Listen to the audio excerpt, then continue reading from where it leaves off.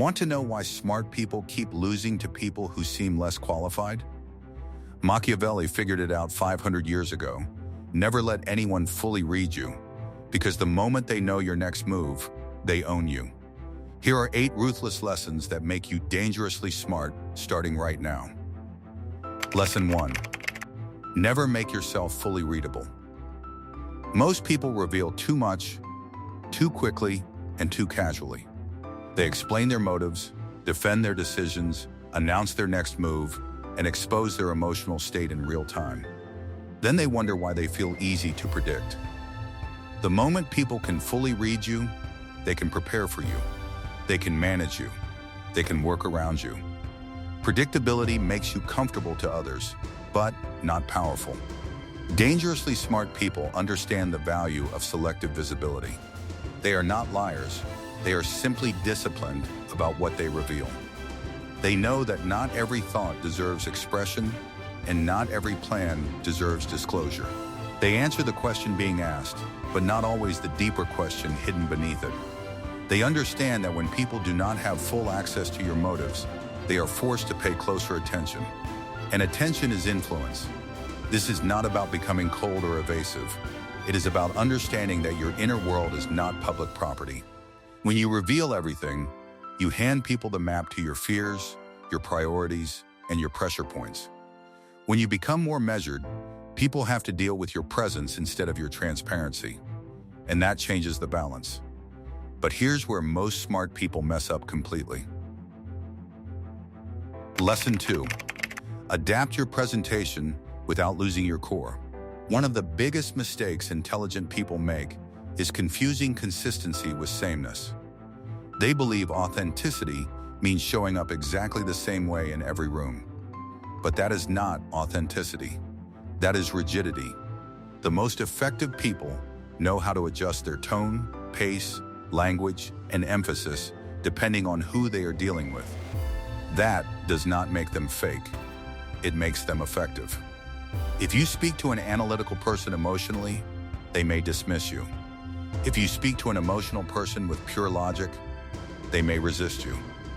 If you speak to a decisive person with too much nuance, you lose them. If you speak to a cautious person too aggressively, they withdraw. The smart move is not to insist on being understood in your default mode. The smart move is to understand the person in front of you and communicate in a way they can actually receive. Think of it this way.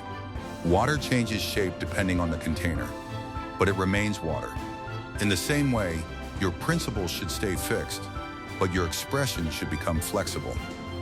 The world rewards people who can enter different environments without losing themselves.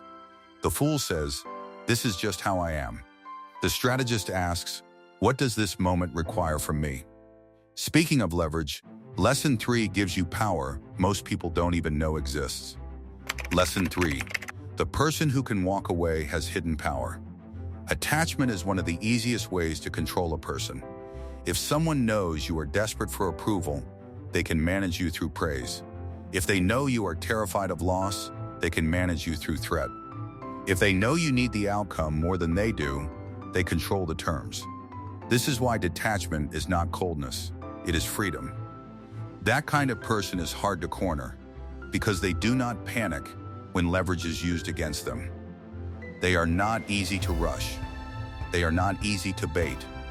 They are not easy to own. If you want more power, reduce the number of things you believe you cannot live without.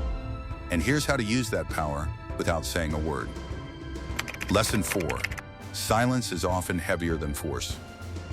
Most people think influence comes from speaking more, reacting faster, and asserting themselves visibly. But force is often clumsy. Real leverage is frequently silent. It comes from timing, restraint, and position.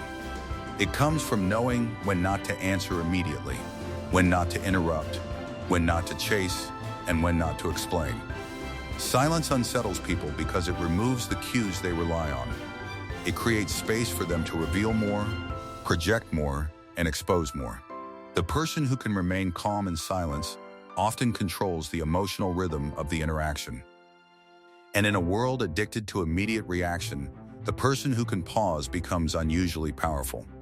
Silence wins conversations, but Lesson 5 wins entire relationships. Lesson 5. Learn what people need beneath what they say. Most people listen only to reply. Dangerous intelligence listens for motive, fear, insecurity, desire, and unmet need. Because what people say is only part of the message. Underneath the words is the real engine of behavior. Someone may sound angry, but what they really feel is ignored. Someone may sound arrogant. You stop reacting to the performance and start seeing the operating system. The people who rise fastest in leadership are often not the ones with the most brilliance. They are the ones who can read emotional subtext better than everyone else. They understand that humans are not moved by information alone. They are moved by meaning. This is why Lesson 6 catches good people completely off guard. Lesson 6. Stop worshiping the image of being good. This is one of the hardest lessons for high-functioning, well-intentioned people. Sometimes the desire to look like a good person makes you less effective, less honest, and less protective of what matters. You avoid hard conversations so you can feel kind.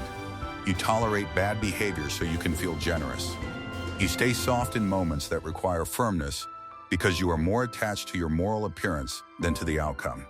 But life is rarely clean. Leadership is rarely clean. Strategy is rarely clean. There are moments when being clear matters more than being liked. Moments when protecting the group matters more than protecting one person's comfort. Moments when delayed truth does more damage than immediate discomfort. A mature mind understands that reality is not always divided into easy moral categories. Sometimes the better action feels harsher in the moment, but creates less harm in the long run. That does not justify cruelty. It demands responsibility. It means you stop asking, "How do I appear virtuous?" and start asking, "What creates the least damage and the most stability over time?" That question is far more difficult, but it is also far more useful. But even when you get that right, Lesson 7 protects you from your biggest vulnerability. Lesson 7. Do not give people unlimited access to you. Oversharing has become normal, but it quietly weakens your position. The more people reveal everything, the more valuable restraint becomes. Not everyone needs access to your full story, your thoughts, or your plans. Information, once shared, cannot be taken back. It can be misunderstood, reshaped, or used in ways you never intended. That is why strategically intelligent people reveal in layers. They allow trust to earn access over time. They understand the difference between being known and being exposed.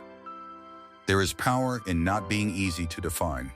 When people only see parts of you, they cannot fully predict or limit you. That uncertainty creates space to adapt, evolve, and move without being boxed in. This applies everywhere, in work, relationships, and leadership. Your narrative should not be fully available before it is fully formed. One final lesson, and this one's the most dangerous of all.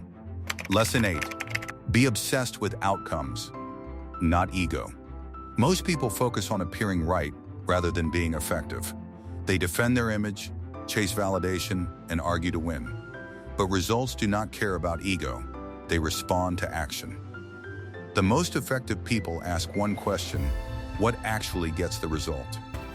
That question eliminates distraction. It shifts focus from proving a point to achieving a goal. Sometimes being right costs you the outcome. Sometimes protecting your pride wastes time better spent building leverage. True effectiveness is not about looking impressive, it is about making progress. When you focus on outcomes, everything changes. You stop chasing small wins that feed the ego and start building results that shape your future. So, which lesson will you actually use? Let me tell you which one changed everything for me. If this shifted how you see power and strategy, subscribe for more insights that help you think smarter and move more strategically.